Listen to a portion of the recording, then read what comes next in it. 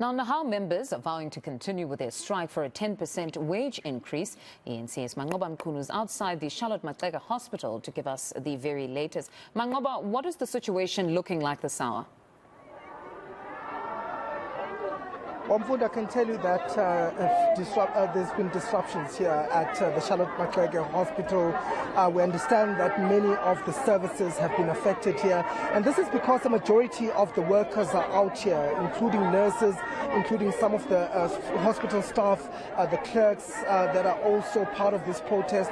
I just want to show you around, Mfundo, so you can have a sense just of what's happening here.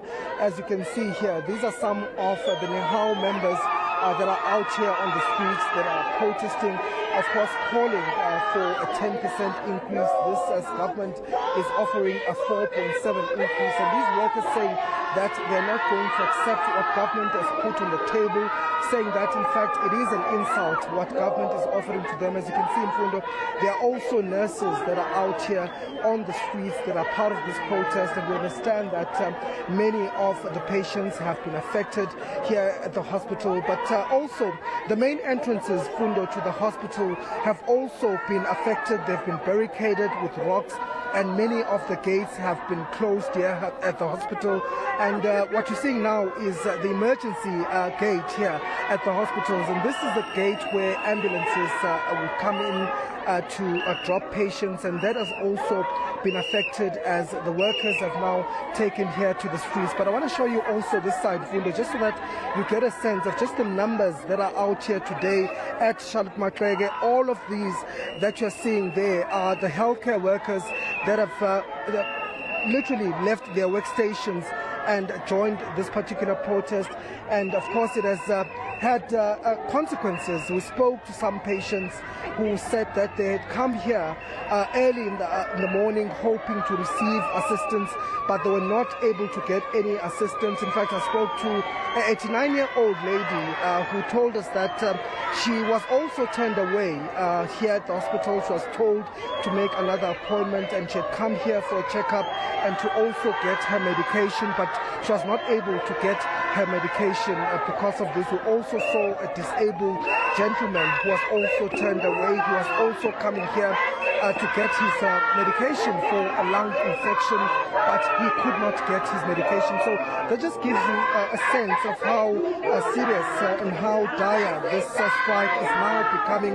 Of course, the union insisting that they're going to make sure that they intensify the strike up until government accedes to their demands. But I want to bring in Bonani Masindi, who is the regional secretary of Nehawu here in Johannesburg, just to give us a sense, Baba Bonani, of this strike. And of course, we're seeing Nehawu not relenting and not giving up on this particular strike. Tell us about the strike and what's happening now. No, thank you very much. What is happening here at Charlotte Maxeke today, members of Nehawu have decided to heed the call of embarking on a strike because, as they have been telling us in the past few days, that they are tired of the way in which the employer in the form of DPSA is treating them. So today, from Monday, yesterday, they have been picketing, but they had not fully embarked on a strike, which was a bit of a concern to us. But we used that opportunity to make sure that we mobilize better. Now, workers came out in large number and say it is time for them to show the employer that when we demand 10%, we are serious about that. When we reject 3%, we are serious about that.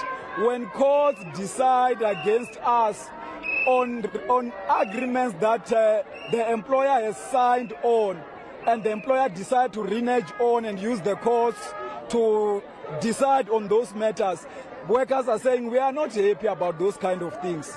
We are going to continue to strike until the employer give us what we want. So is this a full-on strike now that's taking place here?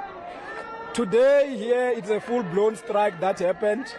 because workers did not even go inside today. So they came and they stopped at the gates, and then they decided that they will end at the gates until the employer give them what they want. The fact that workers left their houses, you can see they are wearing the regalia. They left their houses wearing regalia, knowing that they are coming to strike. But they are saying we are coming to the hospital where we are employed because we want to service our communities. But the DPSA, which is their employer, is not making things easy for them to service these communities. So we are very much concerned, of course, that the service is not going to communities the way it is supposed to, because we are here willing to serve our people, but we are made not to serve our people because of the treatment we are getting from the employer. Aren't you concerned, though, about the consequences of this, given that government had made it clear on Monday that essential services workers cannot be on the protest line, they cannot strike, they are prevented by the law to do so? We are concerned. The only concern that we have is that we are supposed to be servicing our people. Public institutions like the one we are at now services the poor of the poorest. It services people who come from our families as workers. We are very much concerned that service is not going that way. With regard to the courts and other things, we believe that courts also, they must be fair to the workers. If they judge on any matter, there must be fairness. On matters that are judged without fairness, of course we won't be happy about that. We will show our concerns, like the one that we have, that we are appealing at the moment. So are you not breaking the law by having essential services here on the ground? We are not breaking the law. What has happened in this institution this morning, when workers came and say we want to be outside, the matrons were allowed, when they came and say there are areas in the institution that must be operational because we are servicing people who really need service at the moment.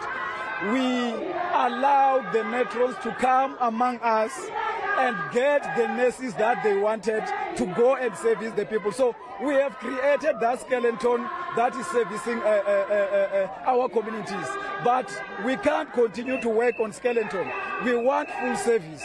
So employers not making things easy for us to service our communities at the moment. We've seen patients being turned away, some of them really sick patients having to be turned back because of the fact that there are no workers here.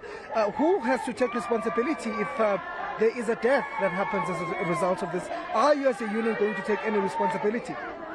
We are stating